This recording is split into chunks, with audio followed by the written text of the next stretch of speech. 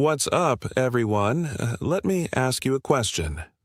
What if every dungeon run, every boss fight, and every rare item you farmed could actually have value beyond just making your character stronger?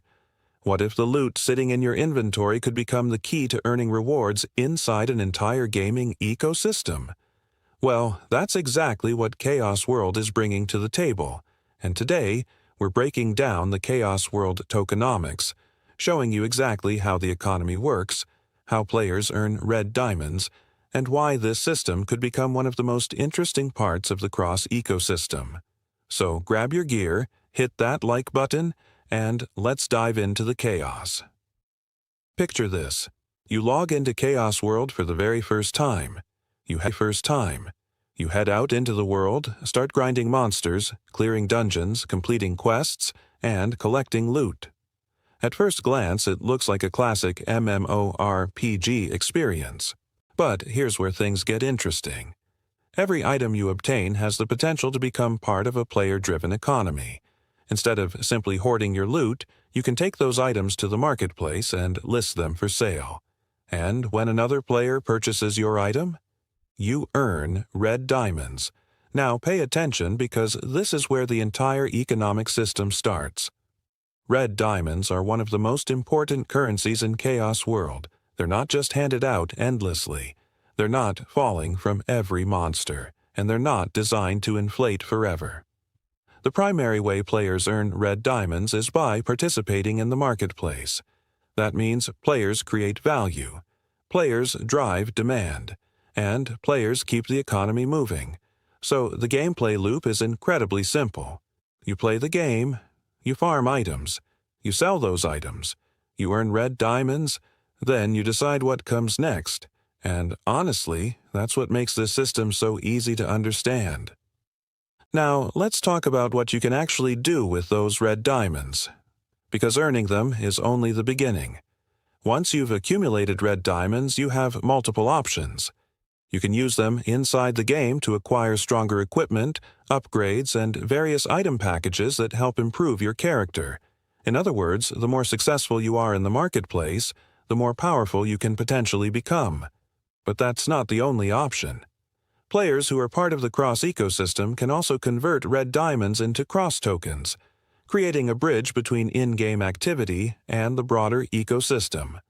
And that's where Chaos World becomes interesting for both traditional gamers and blockchain users. For Web 2 players, everything feels familiar. You play, you trade, you upgrade your character. No complicated wallets required.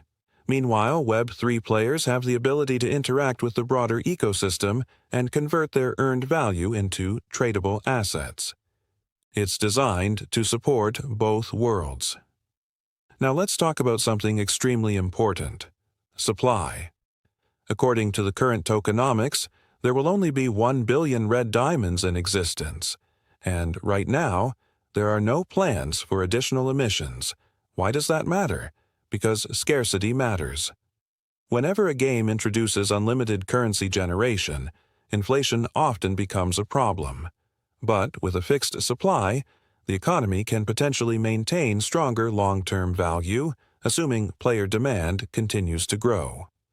Of course, future updates may change certain aspects of the economy, but the current design focuses heavily on maintaining balance within the marketplace.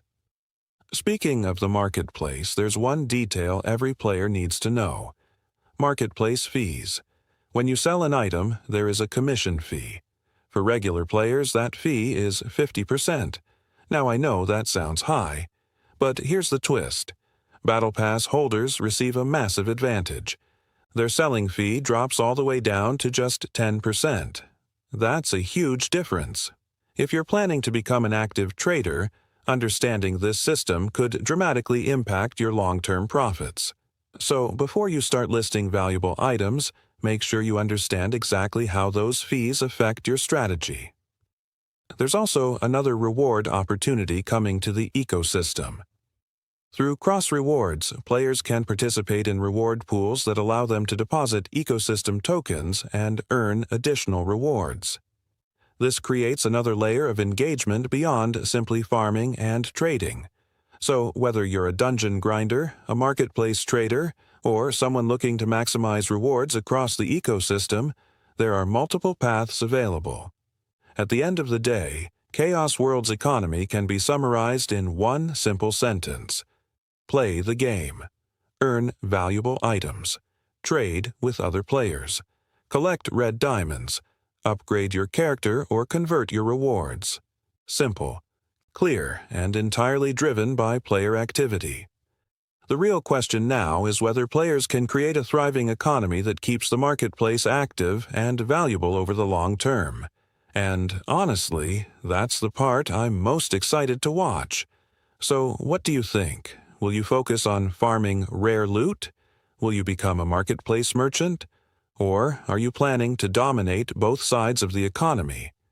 Drop your strategy down in the comments below. If you enjoyed this breakdown, make sure to smash that like button, subscribe to the channel, turn on notifications, and stay tuned for more Chaos World guides, updates, and tokenomics deep dives. Thanks for watching, and I'll see you in the next adventure. Until then, good luck and embrace the chaos.